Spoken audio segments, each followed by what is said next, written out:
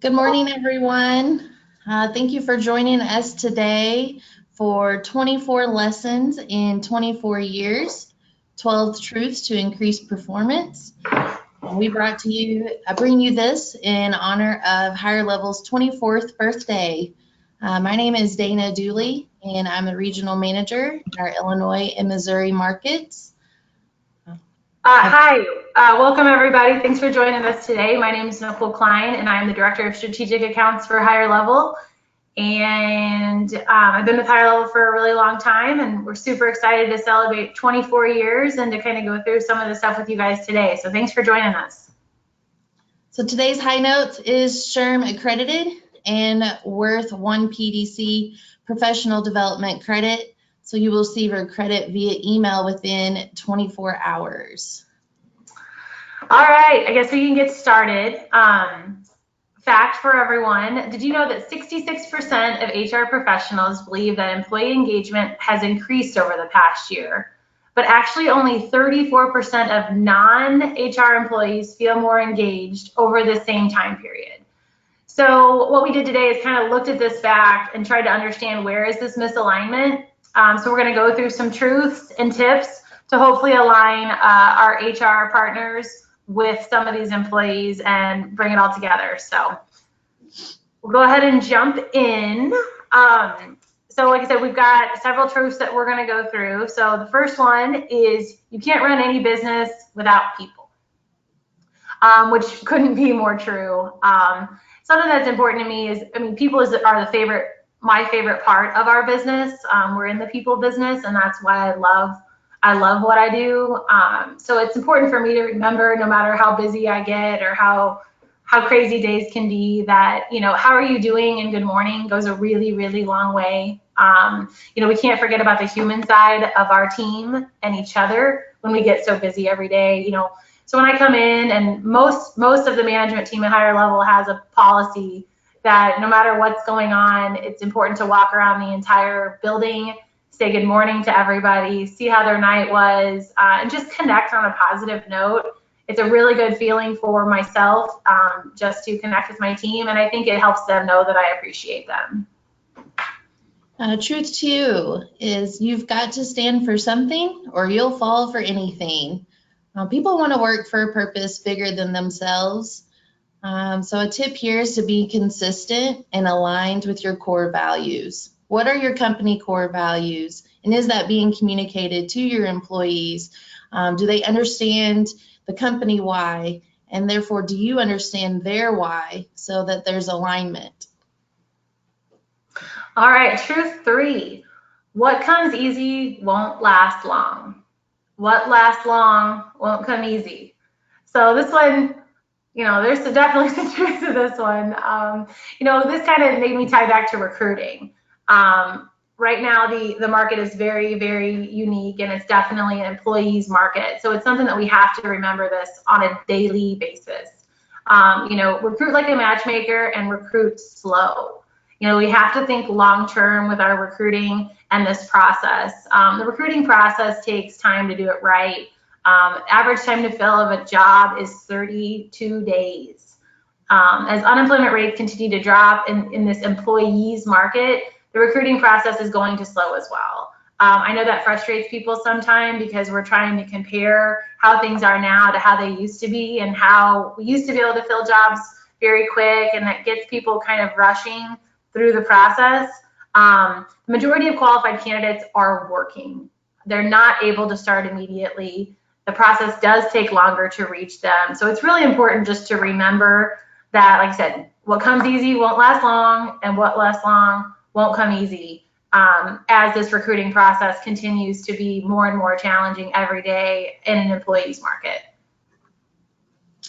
Truth four is you get what you pay for. So tip here is to sell yourself. The team here at HireLevel, we have all read a great book by Mary Lucas called Lunch Meat and Life Lessons. And it's a great little read. I encourage everyone to take a peek at that. It is about a girl getting her first real life job and getting life lessons from her father, who was a butcher. And one of his first life lessons for her was the first hunk of meat you sell is yourself. Mhm. And people want to work with people that they like. And I think that's what differentiates you from a competition or your management style, possibly from another's management style. So, yeah, definitely sell yourself. Yeah, and anybody that has not read that book, you should totally read that book. It is an amazing book. We have about 75 copies around the offices of HireLevel because it's awesome. So that's a good one, Dana. All right, truth 5. Not everyone is the right fit. It's okay. Throughout my career, I've really seen this. I used to think that it was personal, and anytime somebody didn't fit within an organization, that I had failed as a leader or that I could have done something or should have done something. But in reality, not everyone is the right fit, and that is okay. You know, it's okay to have those conversations and give good feedback to our team to make sure they're comfortable explaining if they do feel if they are feeling a good fit or they're not. Something actually that we've done in the past that I think is unique and people kind of turn their head at it, but it's a great policy. We actually have an offer to quit. Yes, I said that, an offer to quit. So in staffing, as you know, it's very high paced. It's a different environment that we say sometimes it's fast food. We interact with a lot of people, and sometimes it's not a good fit for everybody based on the speed or one factor or another. So after the third week, obviously we do kind of set this time based on the state unemployment laws and rules and everything. But in the state of Illinois, it's generally after the third week before they would have worked 30 days to be chargeable. What we would do is we would sit down and we would offer them a set dollar amount to quit. It's not personal. It's not only given to some people. It's given to everybody, because that way, if they're willing to leave for $500 or $1,000, it's not a good fit and they're not feeling it. And in the long run, it's going to save the company a lot of money and a lot of heartache. And it's going to make it a lot easier on that person that might not be feeling it, that might not be comfortable saying that out loud. So it's important to remember, like I said, that not everybody is the right fit, and that's okay. Truth 6 is things happen. There's uncontrollables and they do come to play. A tip here is to really debrief with your team when big or confusing, unexpected things happen. Listen to feedback. I truly believe in bottom-up feedback and coming together as a team for a solution. And then I think it's really important to have pulse checks along the way.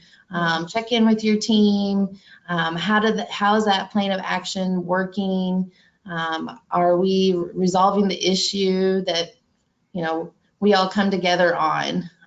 So yeah, things happen. I think when you work with humans, mistakes happen, and we just got to come together as a team so we can overcome them. Mm-hmm. All right, truth 7. So this one is definitely a special one to my heart. Poor listening skills can make or break performance. As I mentioned, we have a crazy environment here, so sometimes we as in myself try to multitask, thinking that we're doing people benefits by multitasking and listening, but in reality, that's not the case. So a tip on this is take as much as you give. Like I said, I've struggled with listening, and it's one of my biggest goals as an active leader. But something that I repeat back to myself anytime I find myself not using strong listening skills is that we have 2 ears and 1 mouth for a reason. It definitely makes you take back and kind of reset and say, yeah. Close and just listen to your team, connect with your team, make good eye contact, because they can feel it when you're not genuine and you're not really listening, and it's not helping the situation at all. So just always remember that 2 ears, 1 mouth. The next truth is the sharks will eat you if you begin to tread. The sharks, in this case, competitors. Competition is fierce, no matter really what business you're in. Even on recruitment side, it's a candidate's market, and finding a great candidate, there are several companies after the same candidate. So how can you stand out? What sets you apart? For us, I believe it is our people. I also believe in always being innovative and improving on operations or what sets you apart. I think it's important to encourage a culture that with a growth mindset and really maximizing your team's skills, encouraging them to be innovative, listen to their ideas, and truly put into practice what's reasonable so that your team feels a part of that innovation and has a buy-in. To me, if you keep up with that, that will definitely help beat the sharks. I agree. So truth 9, your vision will never come to fruition without small executable steps and buy-in. So a tip for that we practice at HireLevel on a regular basis is the acronym SMART.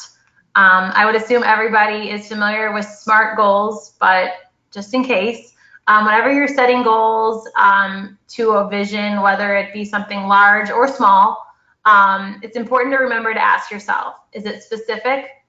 Is it measurable? Is it attainable? Is it relevant? And is it timely? And if you struggle with convincing yourself that any of those are yeses, then you need to reevaluate your goal. By using this method, you can ensure that the goals are aligned with your business and that there's a reasonable chance of being executed. Something else that we've also seen is that it's really important to reset goals along the way, evaluate goals along the way, so you can really stay on top of that vision. And something else that we've done as a company that we've really been an enjoyable experience, I think, for the entire team, is every year towards the end of the year when we start looking at the next year and setting goals, we have actually started reaching out to our entire team for feedback on what their goals look like for the organization in the upcoming year. And we can take that feedback to create these SMART goals as a management team that we can then roll out company-wide. It's really cool because the whole team has been a part of this process, and so they have a lot more buy-in and they're a lot more excited to see this stuff come out and be a part of turning SMART goals into reality. So yeah. Truth 10, people are motivated by competition and rewards. So I'm a naturally competitive person. So anytime there's a contest, I'm all about it. I know not everybody is that way, but your teams definitely like recognition. So find what they like. Is it maybe some paid time off? Is it an extra lunch break? It doesn't even have to be a very costly item. Is it a Starbucks gift card? food. Food, yes. Everybody's motivated by food. Pizza party. Yeah. So we try to customize incentives so that way it's something for everyone. We have a diverse workforce, and so we try to come up with new incentives and ideas and contests to make it fun and motivate our people towards a common goal. I would definitely recommend reaching out if you need some extra ideas, because I think we have some great ones that we practice pretty regularly. Absolutely. Okay, so the next one is number 11. So mutual accountability empowers people and grows business. When we first, so I think it was probably 2 to 3 years ago that we really started talking about the word accountability at HireLevel. And at the very beginning, it had a negative tone, because out of nowhere, when you start saying, hey, I want to hold you accountable, people assume that that's a bad thing or that something is wrong with that. But in all actuality, it's actually pretty empowering, So on that, delegate tasks to your team and offer accountability. But what's important with that is that you're checking in on a regular basis with them on the follow-up. What we like to say is trust but verify.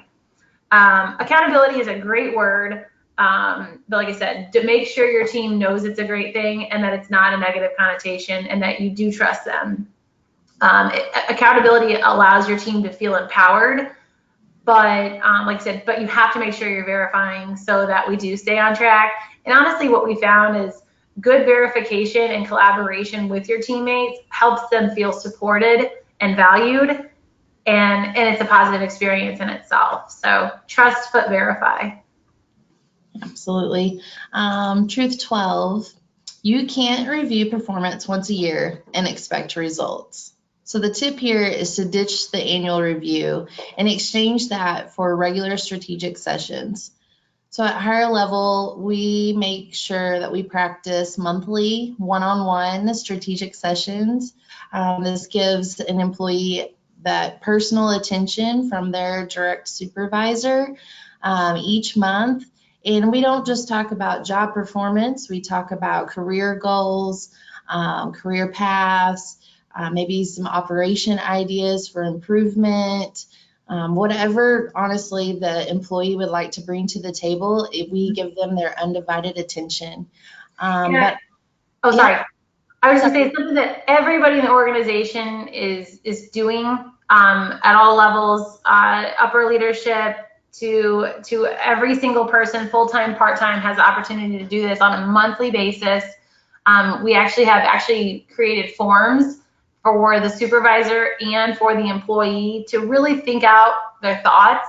Doesn't have to be formal things, good, bad, how's your weekend, whatever it needs to be to really make sure that just you can think out the process beforehand. So like I said, we did create those forms that kind of keep us accountable to the goal of the strategic session to really get good feedback, and we've implemented that, and it's been a really, really great process versus the typical, like I said, once a year, twice a year. So we do biannual performance reviews. So those are separate from strategic sessions. We make sure we do them on specific months of the year so the team knows it is a different interaction, it is a different meeting. So they do know that we are accountable to them on those regular reviews for performance, but that we are also talking on a regular basis about these other areas of development, personal needs, or whatever else. I think there's probably not any strategic sessions that are the same, I would guess, Dana. At least mine aren't. right. No, absolutely. I feel like I get so much out and really build a trust and a great relationship with that employee just from that one-on-one time through those strategic sessions. Yeah, and actually we've done group ones too. I mean, one-on-one is the majority of them, but sometimes, some of us will get 2 or 3 of us on and kind of do these as a group. And I've seen good value in those too. So I'd be open with the concept of whatever works best for your organization. But I think the most important thing that we've seen, especially said with busy lives and travel schedules, is getting it on the calendar and sticking to it. Because if it is moved around, or hey, I'm running late, the team feels it. They don't feel important. They look forward to these interactions, and it's really important that once we schedule them, that we stick to them and that we prepare to get the full value. Yeah, absolutely. And we've been doing strategic sessions for a few years now on a monthly basis, but we just recently actually moved to at least a twice a year full performance review. And Nicole talked earlier about at the end of the year, we set goals for the next year and how we get feedback from all team members that are a part of that process. And this year, when I sat down to give one of those reviews to an employee, his comment was, I'm so excited about this. This was my idea. And I just thought that was great. That is. Great feedback. So, our employees definitely want to hear and get that feedback, and it should definitely come more than once a year. Absolutely. Which really really so you gotta get on calendar. So I guess we'll jump back into the second half of our truths. Truth number 13, trusting your employees is key to creating leaders. So this is actually kind of ties into the one we did just before we kind of got into strategic sessions. So it kind of takes me back to the trust but verify. Give your teams the tools they need to be successful. Check in regularly. Keyword, but trust them to do what they were hired to do. They can feel it if you don't trust them. There's a very fine line between trusting and consistent follow-up and accountability with your team versus everyone's favorite word, micromanagement. It's a very thin line. So really make sure that when you're doing it, you find out what the level of trust versus verification that's best for the relationship that you're in with this team member and what works for them. Because some people have a different expectation of what that verification should look like, where other people say, man, just leave me alone. Whereas others on the same level of follow-up, might think that you're not following up enough. So it's important to find what's the right fit for you and that team member, because everyone is going to be different. And like I said, to verify enough, but not cross the line of micromanagement, because that's the last thing that any of us want to do. So that takes you to the next tip, excuse me. Sometimes you got to change the goal.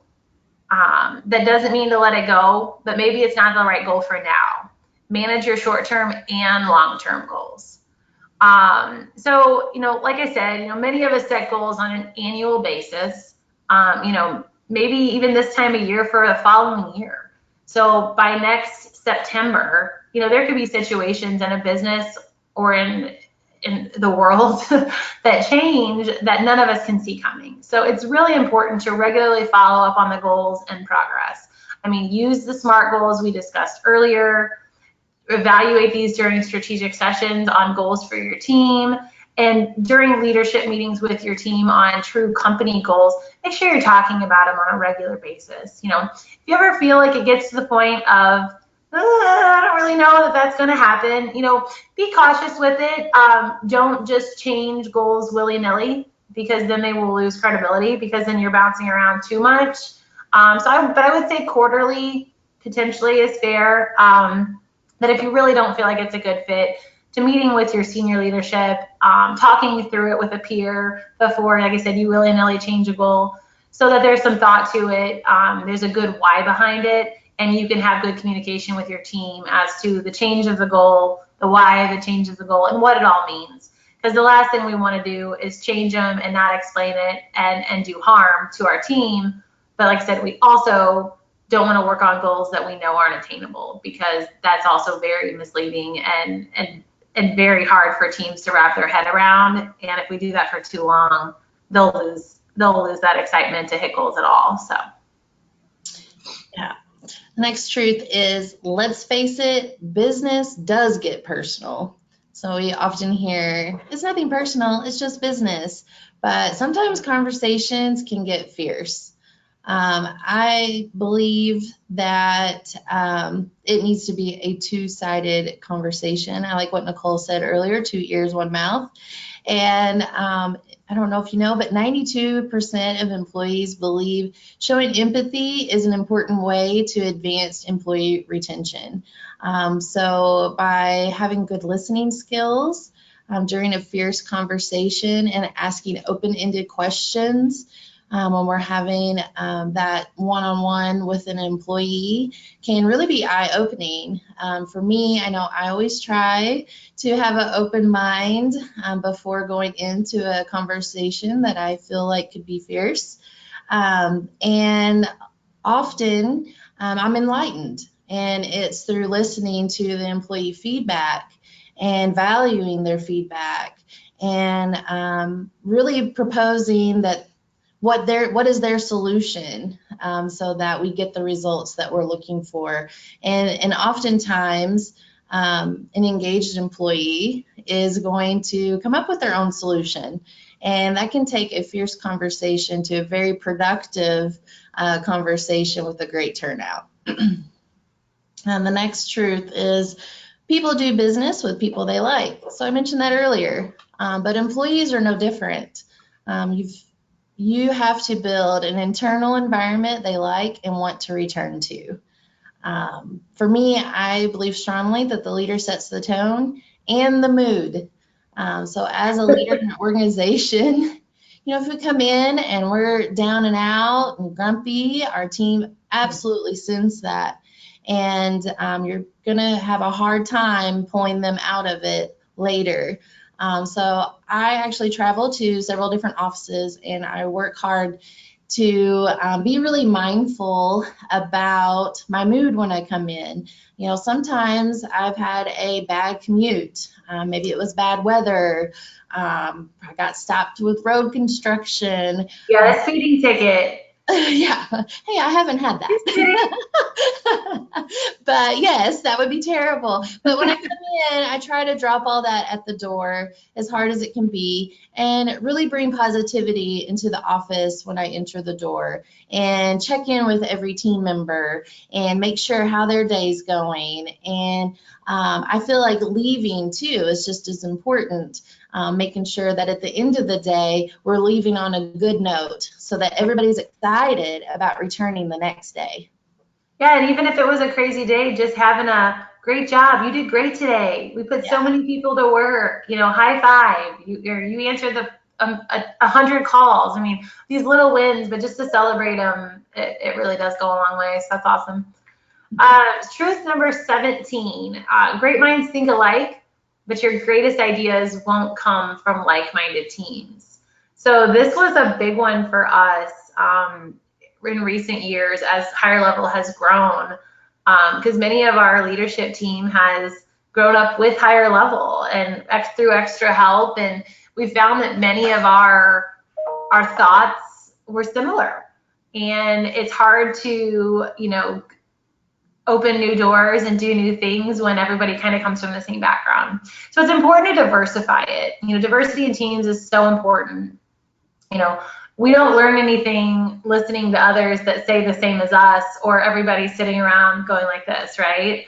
That doesn't help organizations, and it definitely doesn't help us grow as individuals. Teams need to encourage individual feedback as well as opinions. They also need to be respectful that if they don't necessarily agree with what's coming through. In this arena, actions speak louder than words. It's really important not to just say, oh, anything, we want your feedback, tell us how you feel. You have to act on that. It's important that when people do give you the honest truth, even if you have to, close your mouth and bite your lip and cringe a little bit, it's important to give them a good reaction, because if you ask for this diverse opinion and then you roll your eyes or you don't follow up on it, it's going to actually do more harm than good. So it's really important to work with the leadership team as you do get feedback and you do get opinions throughout this process, to make sure that you follow up on it. And you might even say, hey, in this situation, Dana, we really appreciate your suggestion, but based on this business need, it's not something that we're able to accommodate right now, but we really appreciate your opinion. Continue to do so. And Dana's going to be like, oh, okay, well, it didn't work out right now because, for the business. However, it was really nice of them to follow up and let me know that this isn't going to work, versus just you never hearing anything back. And then the next time you go to say something, it's going to be like, well, why would I say something this time? The last time I said something, nobody did anything about it. So it's important, like I said, to diversify your teams, encourage that feedback, and to make sure you follow up with your team members when they give it to you. That really goes right into our next one, is truth 18. Being rigid in your methods will not drive growth. Even if your strategy is being proven successful, your way will not work for everyone. So I think the tip here is just to be flexible. I've talked a lot about bottom-up feedback, but I do truly believe in empowering my team to come up with solutions. And I ask for their feedback and I listen. And I'll be honest, sometimes when they come up with their own solution, and in my mind, I think, well, that'll never work. But I don't say that. I actually will be like, well, let's try it. And let's see if that works. And why don't you try that? I'm going to check in with you in a couple of days and let's see what progress you've made. And, sometimes I'm pleasantly surprised. And usually between the two of us, we can build on their ideas and really come with a great long-term solution that we can introduce to the rest of the team. So I always encourage that feedback and really try to implement any ideas that an employee brings that's reasonable. Right.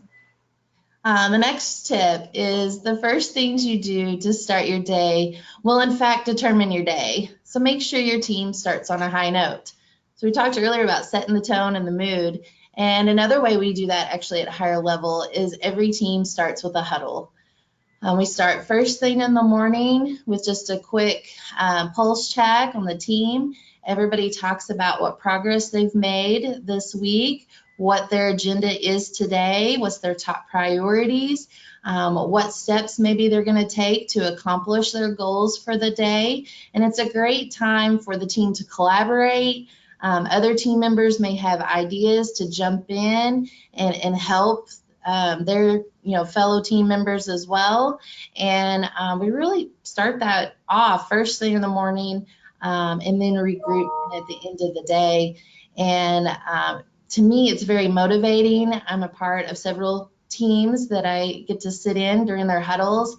And I love when it's like, all right, let's go, and everybody's ready to go for the day. Another thing that we do at HireLevel is every office has kind of a pulse check at the middle of the day, and it's just a quick 10-minute kind of inspirational time. We've made an agenda, and we've done things from just naming something you're grateful for, or we've followed an agenda from a book that just had so just some nice insight. Or give somebody a high five, or name somebody in your team you absolutely. appreciate. Yeah. Just little stuff. Yes, and it's just a quick little break away from your day, get to know your team members. To me, I think it's very team building, and it just takes like 10 minutes, if that, sometimes. So yeah, Well, team building leads me right into my next truth. Business thrives on relationships. Maybe you're already networking externally, but networking internally will keep your core strong. And with that, I go straight to team building. Like Dana said, it is a word that we use here a lot. But team building within your organization should always be a priority, for employee engagement, overall morale, and it's just fun. We spend 40, 50 hours a week together with our work families, sometimes more than with our own families, right? So we need to be doing everything we can as employers to make this time as positive and fun within, obviously within still doing what we need to do as possible. So what we do is we've actually asked for feedback on this as well. What kind of activities our team would want to do together. We've done charitable activities together. We've done arts and crafts together. We've done sporting events together. We've done laser tag. We've done events with children to bring our families. We've done things that are more 21 and above. It kind of depends, but it's been nice to really change it up. Like Dana mentioned earlier, we did find it important to ask for people's opinion on what they want to do. Because the last thing you want to do is spend all this resources and time to do something for fun that people don't really want to do, because maybe I like baseball, or maybe I like, laser tag, but everybody else thinks it's stupid and doesn't want to go, right? So that's, it's important to just ask. And we found out so at every local office, we do ask. We schedule what we're going to do quarterly based on the environment of the local team. To do stuff, like I said, on a quarterly basis. Marion team does a lot more arts and crafts. The Edwardsville team does a lot more laser tag. But it's fun, and it fits the team and their own personalities. And then as a company, we do biannual events, or semi-annual events. We're doing a summer event generally for the whole organization, and then a winter event where at Christmas we do bring everybody in from all the offices for team building, some leadership events, and then also a pretty fun Christmas party. So we do a little bit of all of it. And like I said, no matter how big or how small or what your budget is, it might just be a very small budget. Like, let's go have ice cream or something. I mean, it doesn't have to be anything crazy, but do encourage that those relationships and the human side of business, because at the end, it does really make a big difference. Or even just stepping away and eating lunch at the lunch table together. That's something that we do as well, and we think that there's a lot of value in that. Yeah, I love checking in with a new hire, and like in week 1, they've already heard about the Christmas party. It's It's kind of a big deal. We like to have big parties. Yeah, but that's what's great about the having routine team building experiences is that your new hires don't have to wait till the Christmas party.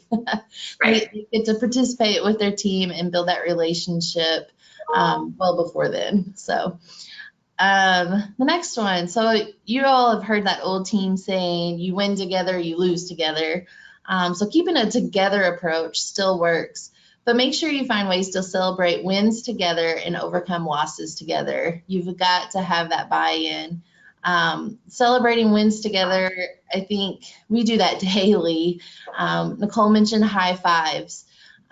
So we have just like an internal employee recognition. If I notice that maybe my coworker really helped me out this week, and we would send out a high five and let everyone know, hey, I really appreciate Nicole because she was a big help for me this week and I couldn't have done it without her. So that is something that we do quite often, whether it's I just let Nicole know personally. I share it maybe within our team or even company-wide. So I think we do a great job celebrating wins. Another thing, our offices at the end of each week, we kind of send out just a quick recap of our week. And at the very top, it's wins and shout outs. And every office comes together and announces like, this is what we accomplished this week, or this is what's great in our world this week.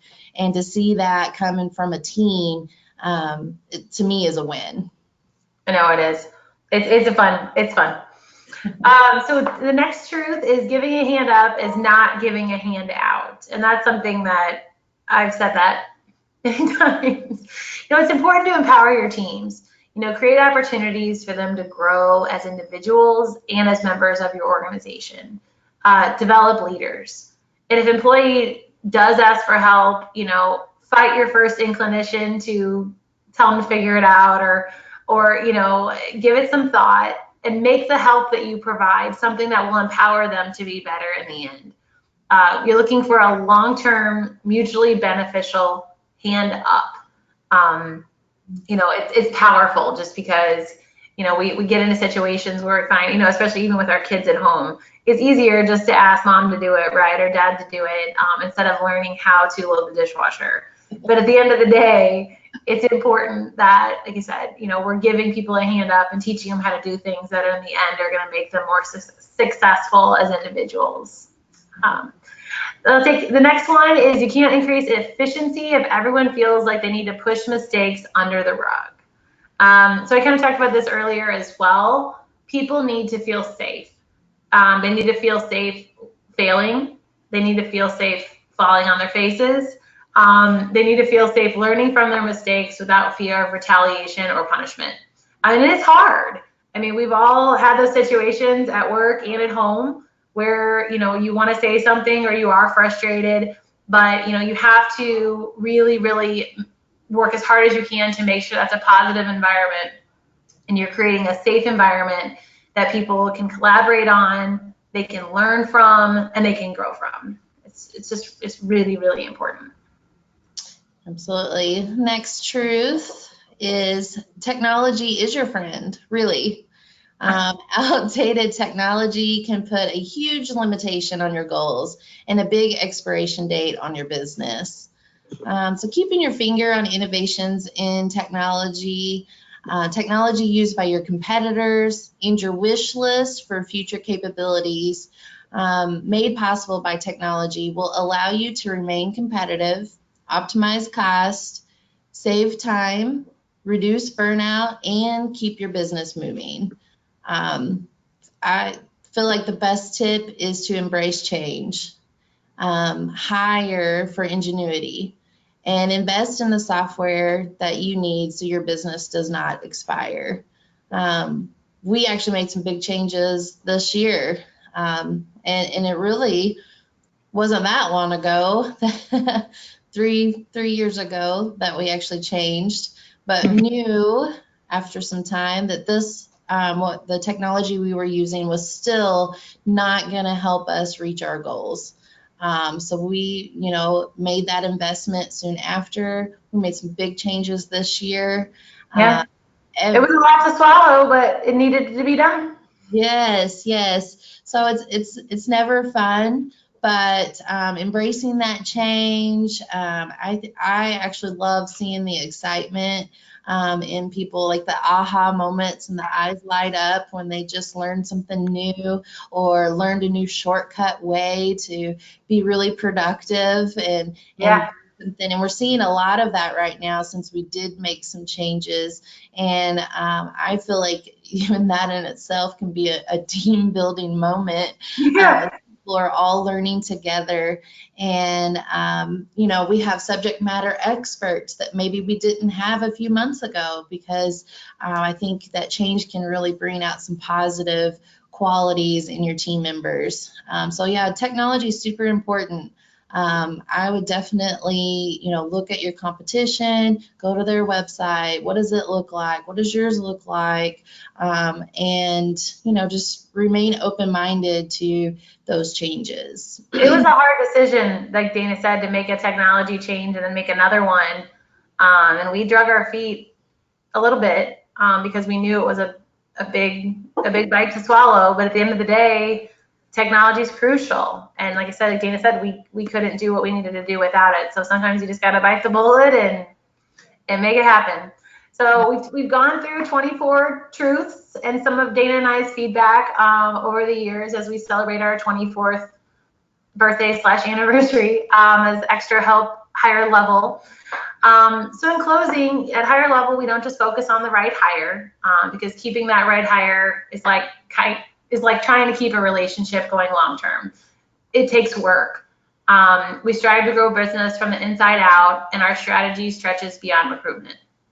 Retaining employees, engaging employees, increasing performance, and other similar results require strategic and streamlined HR processes. And there's not a one-size-fits-all solution, as kind of we've talked about today. From recruitment to benefits management and all of the details in between, we can customize a human capital management solution for your company, whether big or small. Now, businesses have identified that their HR processes, while not directly revenue generating, can have a major impact on their bottom line. 88% of HR employees say employee engagement is now a strategic priority for their company. 74% of businesses will increase investment in HR technology in the next 3 years. So investing in HR software now can save your company and your employees countless hours down the road, increase efficiency, and prevent burnout while helping your business grow from the inside out. So I think we're done. I really appreciate everybody that signed in this morning and that you spent some time with us. Thank you very much, and I hope you have a wonderful day. Yep. Thank you, guys.